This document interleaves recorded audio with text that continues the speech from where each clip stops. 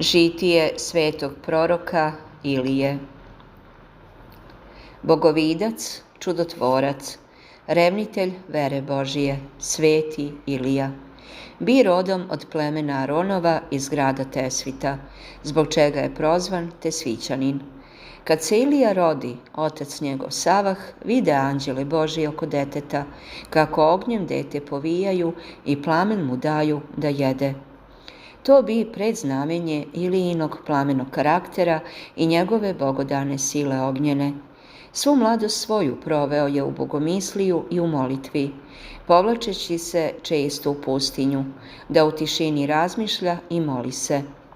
U to vreme carstvo jevrejsko beše razdeljeno na dva nejednaka dela, carstvo Judino, obuhvatajući samo dva plemena, Judino i Venjaminovo, sa prestonicom u Jerusalimu, i carstvo Izrailjevo, obuhvatajući ostalih 10 plemena sa prestonicom u Samariji. Prvim carstvom vladahu potomci Solomonovi, a drugim potomci Jevroama, sluge Solomonova.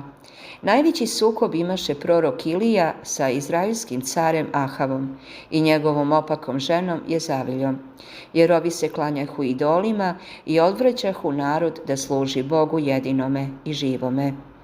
Pri tome još Jezavilja kao Sirijanka nagovori muža te podiže hram sirijskom bogu Valu i odredi mnoge sveštenike na službu tom lažnom bogu.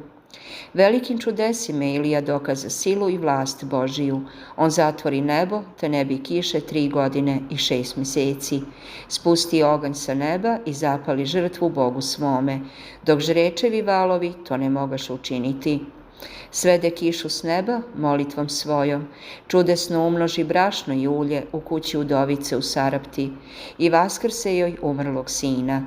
Proreče Ahavu da će mu psi krv lizati i Jezavilji da će je psi izesti, što se i dogodilo.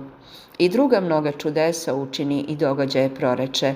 Na Horivu razgovaraše sa Bogom i ču glas Božiji u tihom svetlom povetarcu. Pred smrt uze Jeliseja i odredi ga za naslednika u proročkom zvanju.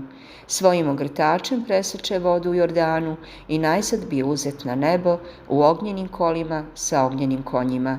Na Tavoru se javio zajedno s Mojsijem, Gospodu našem Isusu Hristu.